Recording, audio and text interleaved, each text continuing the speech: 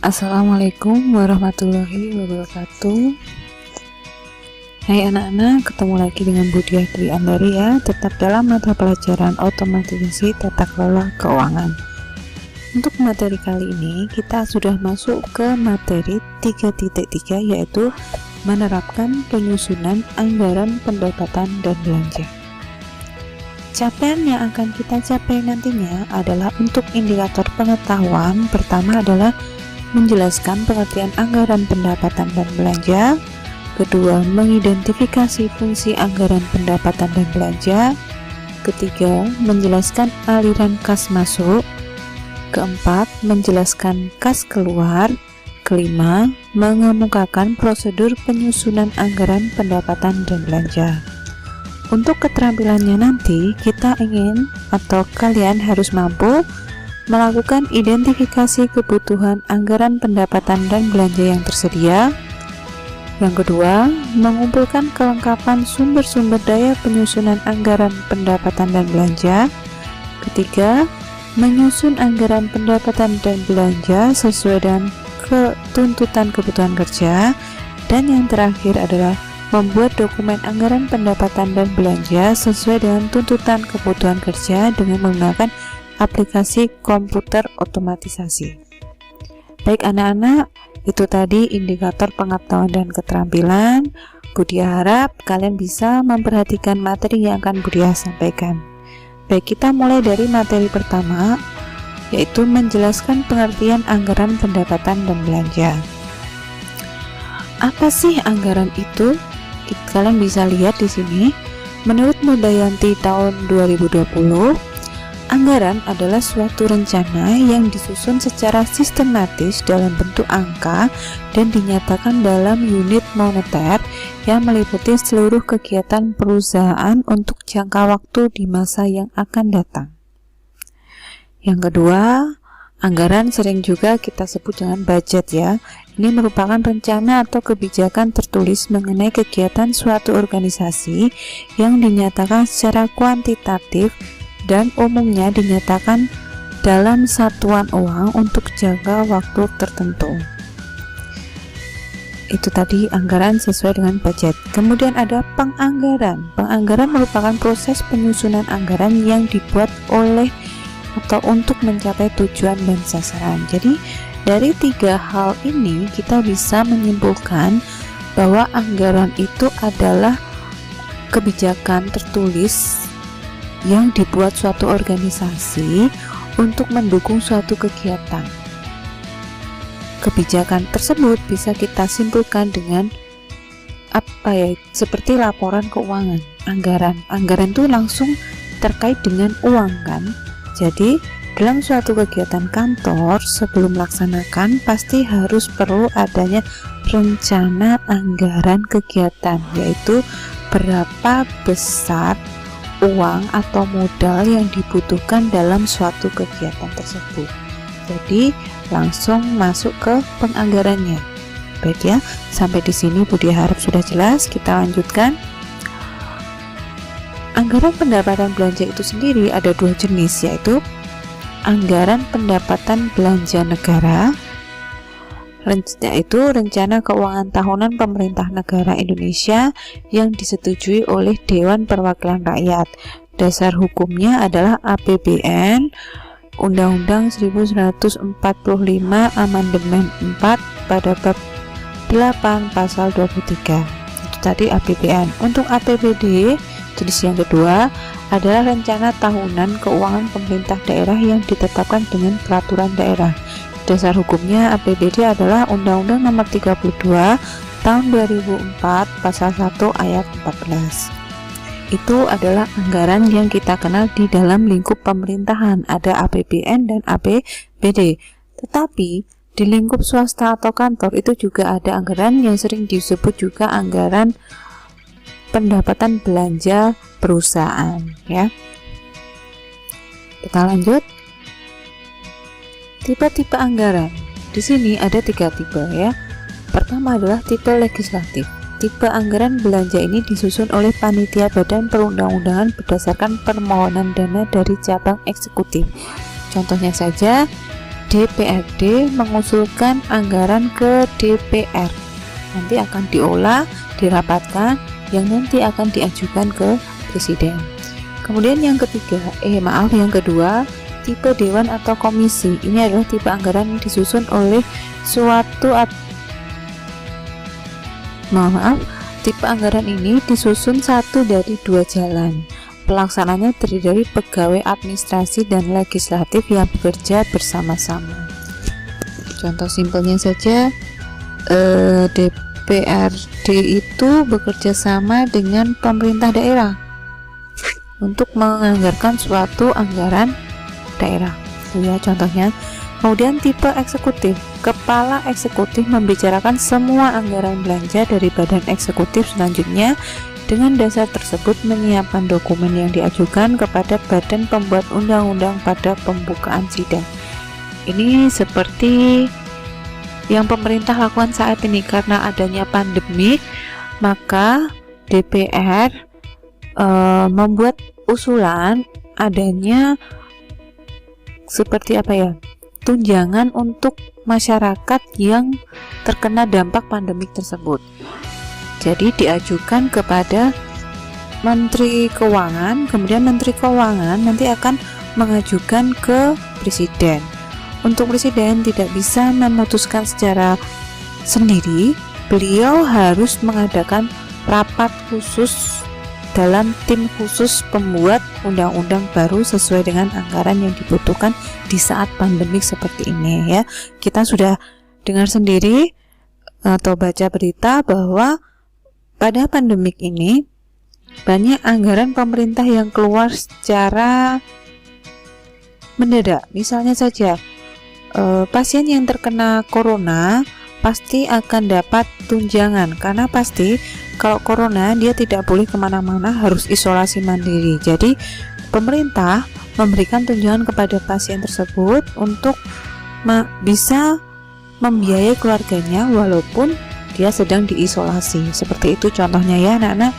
Dari tiga tipe ini, jika masih ada yang belum jelas, silakan langsung komen di forum Classroom. Baik, kita lanjut ke materi berikutnya, yaitu mengidentifikasi fungsi anggaran pendapatan dan belanja. Apa sih sebenarnya fungsi anggaran dan belanja? Kita bisa lihat di sini. Pertama, di sini ada fungsi perencanaan. Yang kedua ada fungsi koordinasi. Yang ketiga ada fungsi pengawasan dan evaluasi kerja. Keempat ada fungsi penggunaan dana dan pengalokasian dana, dan kelima ada fungsi pendanaan. Di sini adalah fungsi dari APBN dan APBD, hampir sama ya.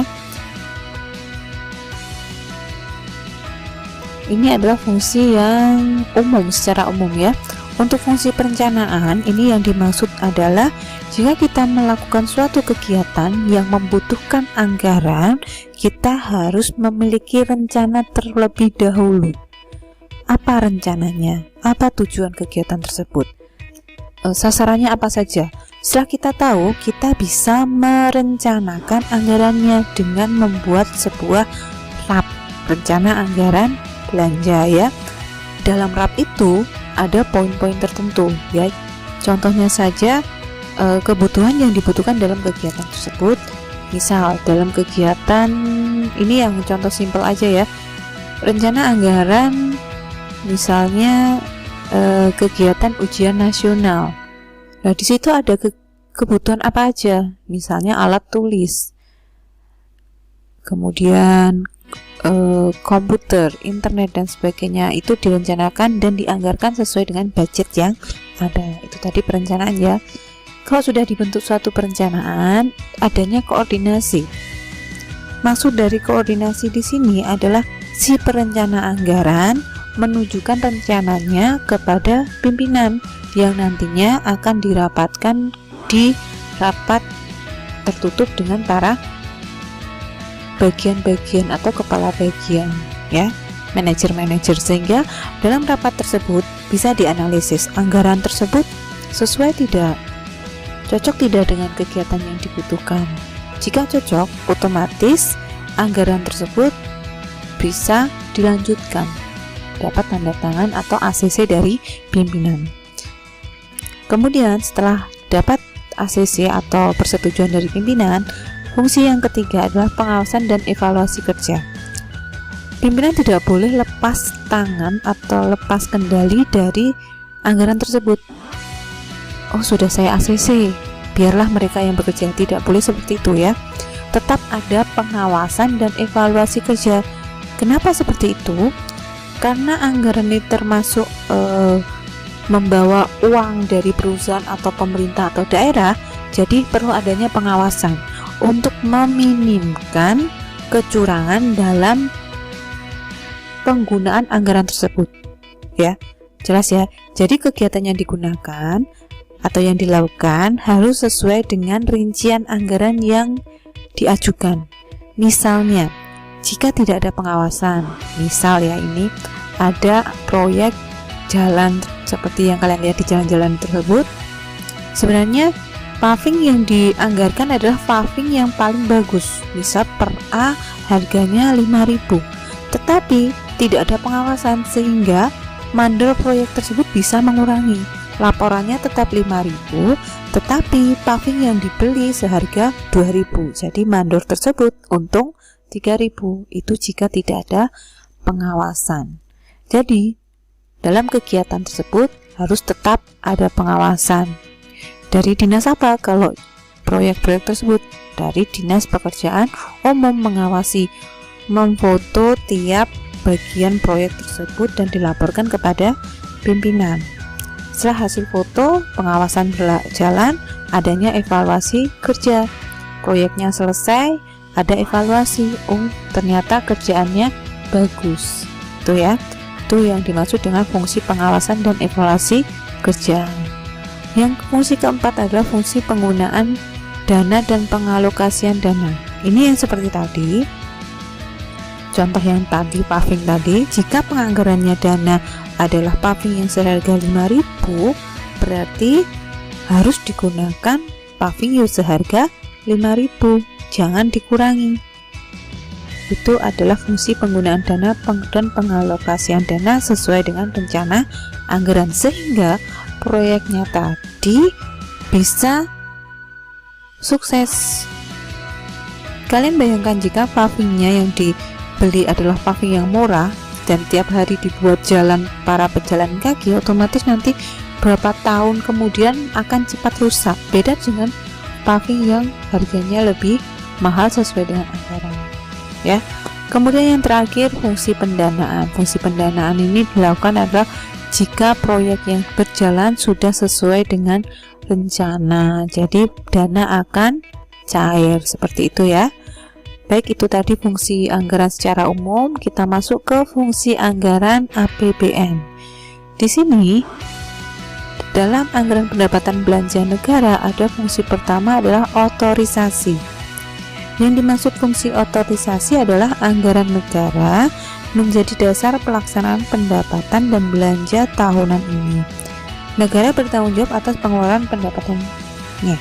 Maksudnya di sini pemerintah tuh harus terbuka. Anggaran yang dibutuhkan tiap tahun negara kita itu berapa? Nah, itu pasti dilakukan di rapat atau rapat apa ya biasanya dengan MPR dan DPR ya. Itu pasti dilaporkan. Kemudian yang kedua ada fungsi perencanaan. Artinya ini adalah anggaran negara dapat menjadi pedoman perencanaan kegiatan tahunan ini. Ketika pengeluaran belum direncanakan, negara dapat membuat rencana untuk mendukung belanja tahun ini. Contohnya saja, telah direncanakan dan dianggarkan proyek pembangunan jalan dengan nilai sekitar beberapa miliar. Maka pemerintah dapat mempersiapkan proyek itu agar berjalan lancar, ya. Jadi dianggarkan terlebih dahulu. Kemudian yang ketiga ada fungsi pengawasan. Berarti anggaran negara harus jadi pedoman untuk menilai apakah kegiatan pemerintah negara sesuai ketentuan yang ditetapkan, sehingga akan mudah bagi rakyat untuk menilai apakah tindakan pemerintah menggunakan uang negara untuk keperluan itu dibenarkan atau tidak.